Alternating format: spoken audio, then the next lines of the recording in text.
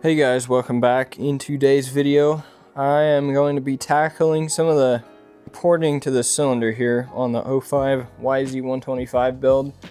So as you can see, this cylinder here is pretty crispy.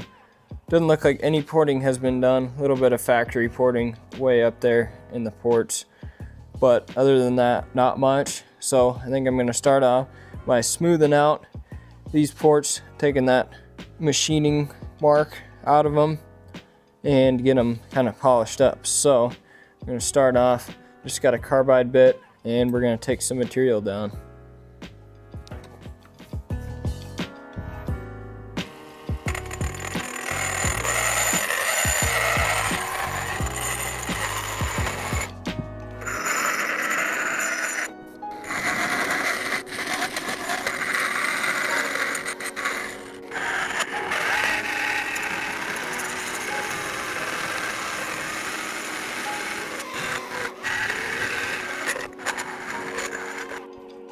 Alright, so we are outside now since this was making a mess, and I do believe that I lost audio on this. This is a very low budget production if you can't tell. Anyway, I was showing you that I got some porting done, and then now I'm showing you the Dremel with the carbide bit. That thing was really doing a good job way down in those small ports. And I started doing a little bit of work on the exhaust, and that's what we're going to be working on right now. Just trying to smooth out some of those casting lines and stuff, get everything looking nice and smooth so it flows real nice. And a little time lapse for you.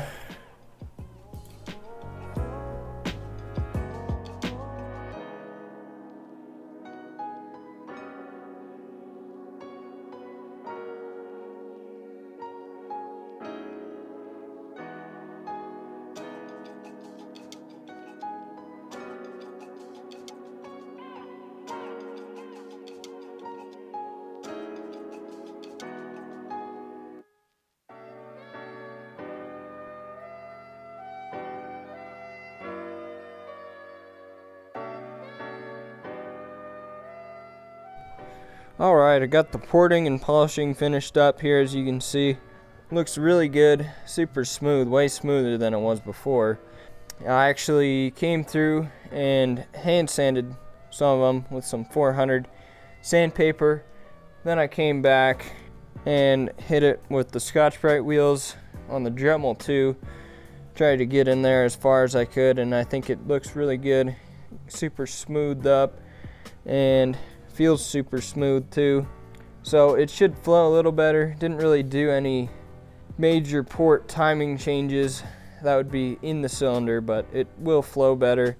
And the one thing I did notice when I ported my CR250 is it made it quieter. Took away that little bit of whistle you get sometimes on a two-stroke about halfway through the power band. And I got the exhaust tuned up as well. It'll get carboned up, but should work out. And I just took this thing outside, hit it with the hot water pressure washer and the turbo tip. That to me seems to be the best way to clean up these parts, easier than the degreaser tank, and you can get these things pretty cleaned up pretty easily. Got most of that two-stroke out of there, so we're ready to throw this thing into the vapor blast cabinet, and we are going to get this thing vapor blasted up. And it's going to take a while, but we're going to get it looking good. Alright, vapor blasting is always a little bit of a pain in the ass. It takes a long time, but it's definitely worth it. This part ended up probably taking about 40 minutes to get absolutely dialed in, and I had to do most of it and then pull it out, clean it, dry it, scrub some dirt off a couple parts, and then put it back in. It's kind of hard to see when I'm in the vapor blaster what exactly is happening and how it looks, but it's definitely worth it. And these sand cast parts typically come out pretty good without having to do any other work. Like when I did the cases for this 125, I had to dry blast them first, or I'd be in the vapor blast cabinet for like 3 hours.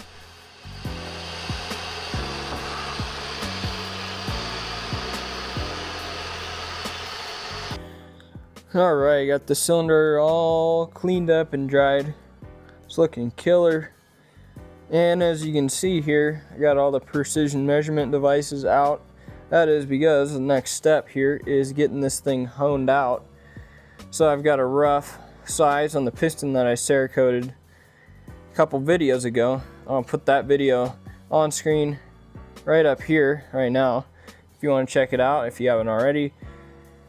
So I got a rough size on that, and I was doing some measurements on the bore, and it's really tight right now.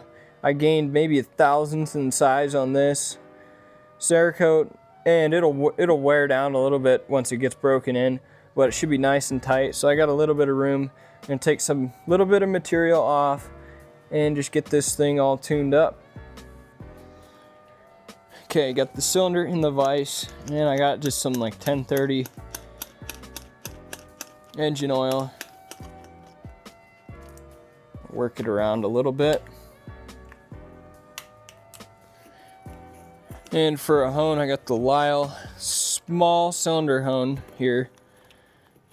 And this is usually my first choice when doing two-stroke hones. I wouldn't use one of those ball hones for the two strokes, even though they are cheap and easy, but there's a chance of the balls getting hung up in the ports and chipping the Nickel, and that's the last thing you want to do.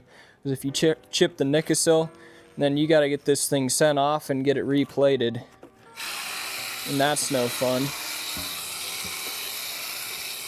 I got some 180 grit stones on it right now. We're gonna do a couple passes here.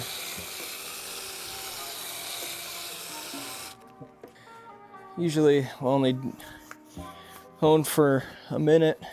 I'm just getting started just to see where it's wearing and how everything looks. And it looks good. Hasn't done much yet, so I can go a little bit longer for this next pass. Get it tighter. And I've spent some quality time with these cylinder hones.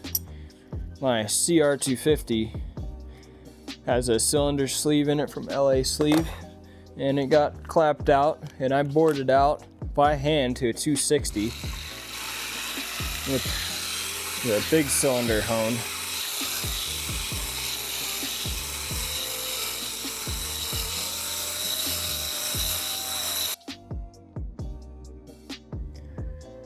Tooth out. And the one thing about Nickel, it is pretty hard, so don't be surprised if you got to be honing it for a while to even make a small change.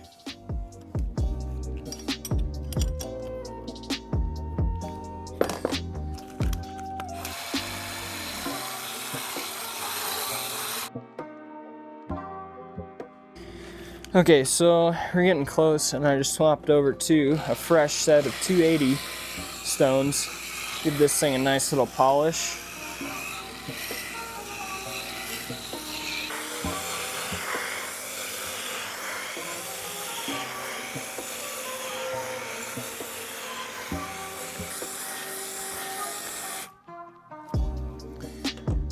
Okay, we're gonna take a look at that. It's probably pretty close.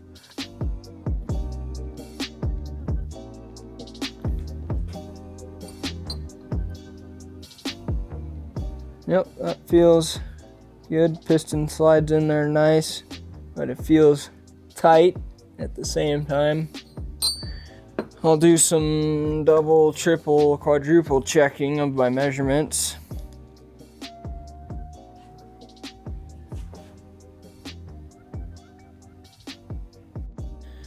Alright, got the cylinder finished up honing here, as you can see. Got a good crosshatch in there, nice and shiny.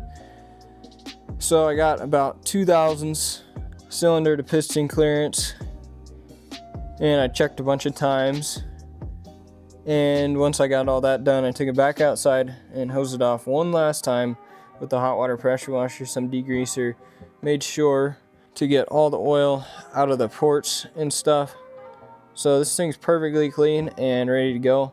Last thing we gotta do for this video is throw the power valve back in. Okay, I've got some two-stroke oil that I'm gonna put on the power valves themselves, and I Cerakoted these in the Cerakote video, in case you haven't watched that already. And I'm gonna put some lithium grease, white lithium grease, on the stem down here, help it seal up. And we're gonna put them in. You can see we got the flap here, it kind of tapers down on the bottom side. And we're gonna slide it in just like that.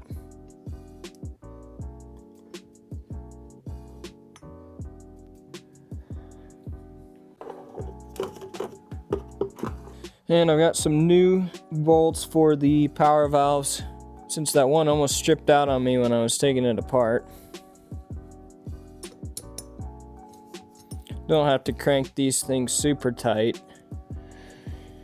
And then we've got the springed actuator, whatever you want to call this thing.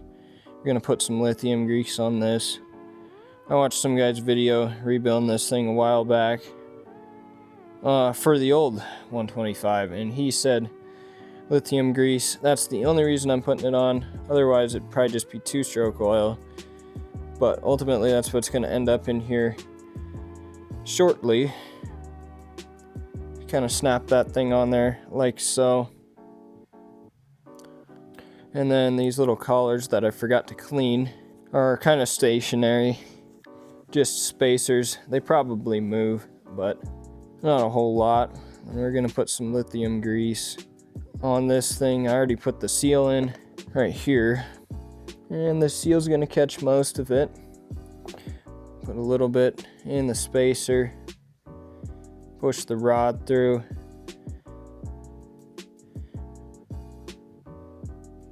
And we got to get it through the first spring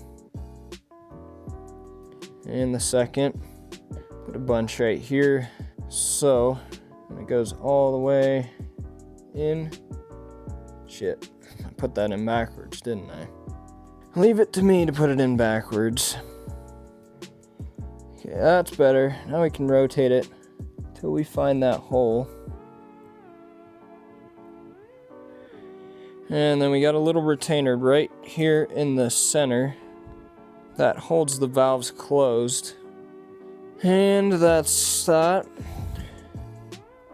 So there you go. That's all the way out, wide open, little past wide open. Okay, seems like it's working good. And I've been checking these things, actually. Once I get it fully assembled and running, I'll open this cover over here, make sure that it moves properly. Put a little bit more grease right there, and then we'll seal this thing up. We have some fresh bolts right here. These things are a weird size. I think they're like M5 instead of the usual M6. And we've got just a Tusk top end gasket kit because it's cheap and this is a budget build. And top ends are somewhat frequent on these 125s, so I'll probably be doing another one before I get rid of this thing.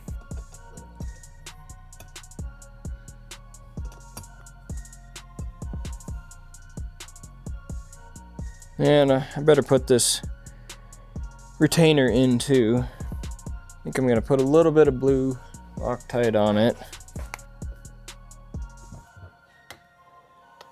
And make sure to strip out the screw on your way in so when you take it apart the next time it doesn't come off. Standard procedure, but I think that is going to be it for this video. Got the cylinder all tuned up, looking good. Power valve's working good. We're looking good here. So anyway, hope you enjoyed this more technical video on tuning up a cylinder, doing some porting and honing, getting it all ready to go. Next video we will be getting this YZ125 all back together, getting the top end on, and yeah, we will catch you in the next one.